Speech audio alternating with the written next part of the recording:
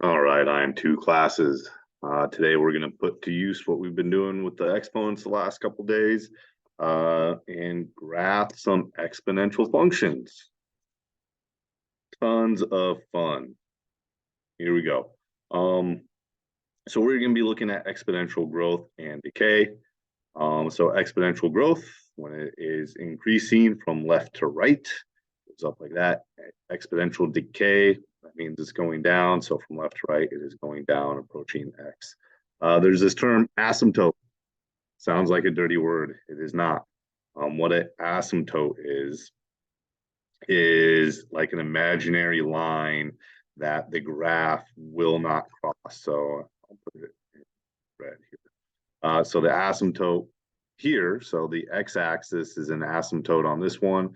So our graph, same thing down here. The graph will never cross over the x-axis.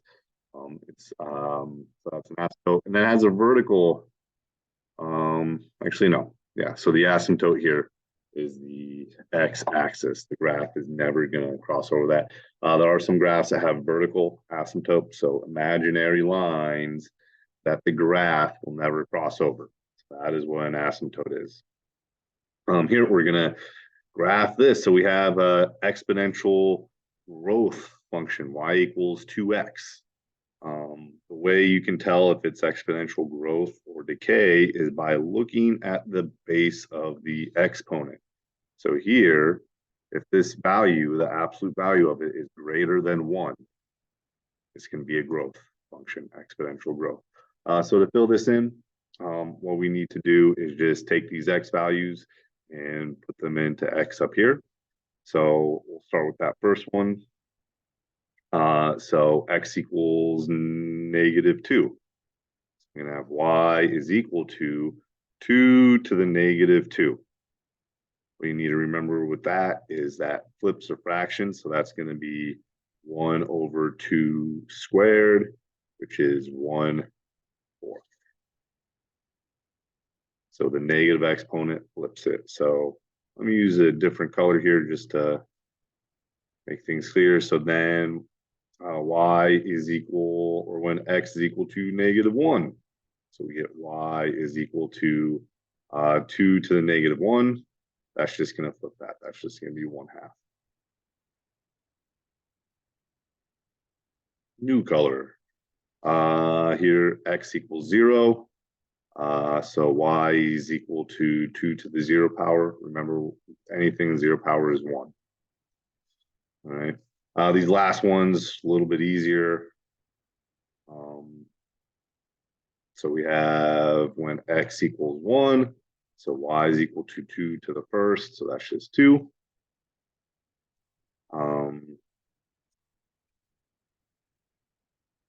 Then we have x equals 2, so y is equal to 2 squared. 2 squared is 4. And then I guess I will, 4. We'll do the last one in black. Oh, I haven't done orange yet. I'll do the last one in orange. When x equals 3, so you get y is equal to 2 cubed. 2 cubed is 8. So there we go. So we have all those points. And then we plot the points. And this is a little bit overkill when we're doing the assignments in class. You don't have to do, what's that, 6 points? Yeah, we're not going to do 6 points. So a little overkill on that. But anyway, -2 and 1/4, especially when it's like so close, and I hate graphing on this board. Anyway, so -1 and 1/2, so that's about halfway there. And my other point disappeared because sometimes it's silly. 0, 1, so I'll put that here. So 0, 1 is right here. 1, 2, did that one in purple. So 1, 2 is right here. 2, 4. 2, 4 was right here, and then 3, 8. 3, 8. So once you have the points plotted, do your best. The graph, again, the x-axis is an asymptote, so it's going to get close to it. It's never going to cross over the x-axis. It's going to go up like that. There we go. Next one. 1/2 x. So same thing. You're going to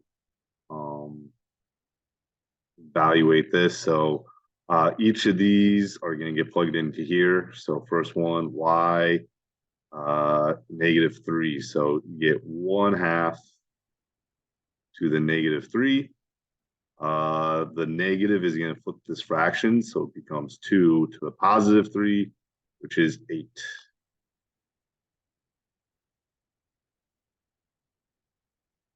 And I'm going to have y is equal to 1/2 to the -2. The negative flips that fraction, so it becomes 2. And then the exponent becomes positive. 2 squared is 4.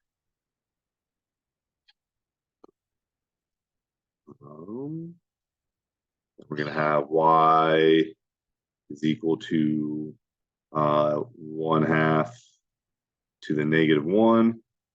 That's just going to flip the fraction and becomes +1 to the first. That's just 2. Oh, it's written in there. 1/2 to the 0. Anything to the 0 power is 1. 1/2 to the first.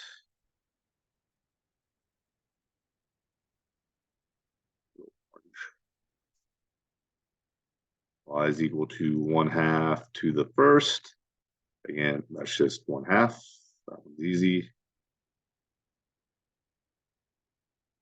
And then the last one was dark red. Y is equal to 1/2 squared.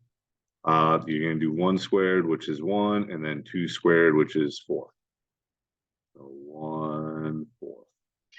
And so this is going to look pretty much like the opposite of what we just did. Plot these points. So -3, 8 is up here. -2, 4.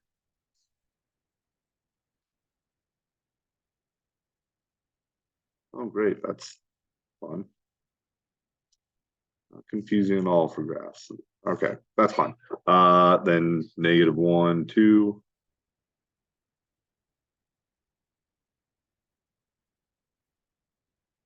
Then we have 0, 1. And then we have 1, 1/2.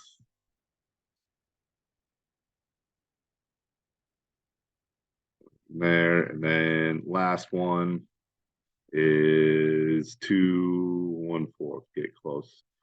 And so when we graph it, connect it with a smooth line, and then this is going to come down because this is a decay function, and it's going to get close to the x-axis, but never cross over it. So it's going to look something like that. All right, so do the first part of the worksheet there. And now we're going to graph some more, so they're going to have a little bit different value there. I am just going to plot a few points. I'm going to pick some easy points to do. We're going to do 0 for sure, because that's going to be easy. So we'll do x equals 0, 1, 2. We'll go so we'll do 4. We'll go -1, 0, 1, 2, and that way we'll get a good function. So first, yeah, let's make a table. We'll do how it did in the book. We'll go x, y. I'm going to go -1, 0, 1, 2. So I'll start with -1. So y is equal to 1/3 times 6 to the -1. 6 to the -1 is 1/6. So remember, the negative exponent just flips the fraction. It's not a fraction, put 1 under it, make it a fraction. Then 1/3 times 6. So one on top, 1 times 1 is 1. 3 times 6 is 18. You just multiply straight across. So 1/18. That won't be hard to graph at all. 1/18. Okay. 0. So here it's going to be 1/3 times x to or 6 to the 0. So anything to the 0 power is 1. So that's going to just be 1/3.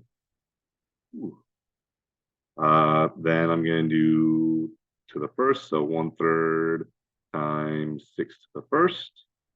That's going to be 1/3 times 6 to the first is just 6. You can make that a fraction when we're multiplying, be a little bit easier. 1 times 1 is 6, or 1 times 6 is 6. 3 times 1 is 3. 6/3 reduces to 2.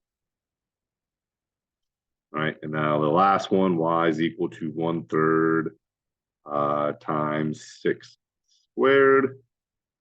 6 squared is 36. And make that a fraction. So this is going to be 36/3. And that simplifies to 12. So here you're going to plot these. So -1, 1/18. -1, that's just going to be real close down there. 0, 1/3. Just a little bit further away from the x-axis there. 1, 2. So 1, 2. And then this jumps real quick to 12. So we have the asymptote. It's not going to pass over the x-axis. And it's going to go up like that. Hopefully yours is a little bit straighter than mine.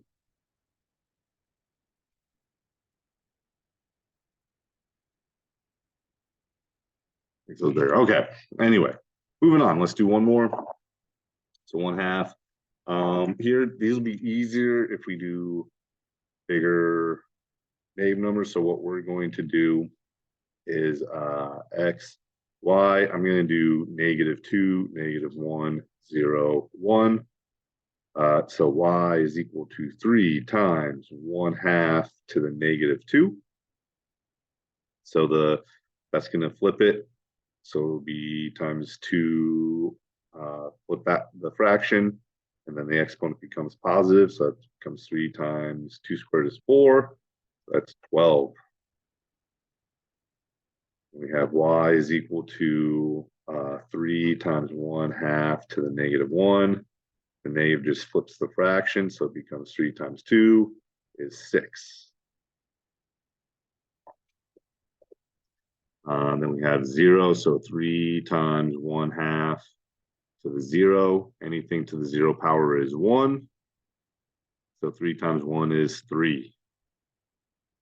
And then last one, y is equal to 3 times 1/2 to the first power. So that's just going to be 3 times 1/2.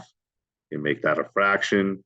So multiply straight across. 3 times 1 is 3. 1 times 2 is 2. So this is 3/2 or 1.5, whatever you prefer. I'll plot those. So -2, 12 is up here. -1, 6. -1, 6 is right here. Making big old points. 0, 3 is right here. And then 1, 3.5, that's for 1.5, that's right here. So this is going to go all the way down. This is going to be good enough. We can see it's just going to come to a asymptote on the x-axis, go through like that. And there we go. That should be enough to do the next ones. And here we're going to just flip-flop between exponential and recursive. So if you remember from IM1 recursive formula, it gives you a starting point and then how to finish the pattern. So what we've been doing is we've been given like an exponential function. The number in front is just the starting point. All right. And then this is the rule how the pattern grows. So that's all you're doing. So this, there's two parts. Here's where we start. And then this part, should have done that another color. This is the pattern of how it grows. So we're just going to take our exponential function. So this is the start. And then this is the pattern. And we're just going to rewrite them. Proper notation. So here, quick example, f of x equals 4 times 7 to the x. I'm going to use something other than f. I'm going to use g, just so we're not confused. But g of 0, so here's the start. We start at 4. This is the start. All right, and then this is the pattern. And this is how we write the pattern. All right, we're going to do, it's called g of n is equal to whatever that number is, 7 times n minus 1. The things that are going to be the same on this, I pointed out on the last slide, these parts are going to be the same on all functions. All you need to do is take the appropriate values, so the 4 and the 7, and put them where they belong. That's it. So here, this one, next example. All right, I'm actually, first thing I'll do on this one is write out the things are going to change. This time I'm going to be using f. So f of 0 is equal to blank, and then f of n is equal to blank times n minus 1. And now we just need to fill in the blanks in the appropriate spots. Sorry. So this is going to be the same for every single recursive formula that we do. So f of 0 is 9. And then the pattern goes down here. So that's it. That's all you need to do. Put those values in the correct spot. And that will do it for us. Next time, I believe we are moving on to quadratics for factoring or something.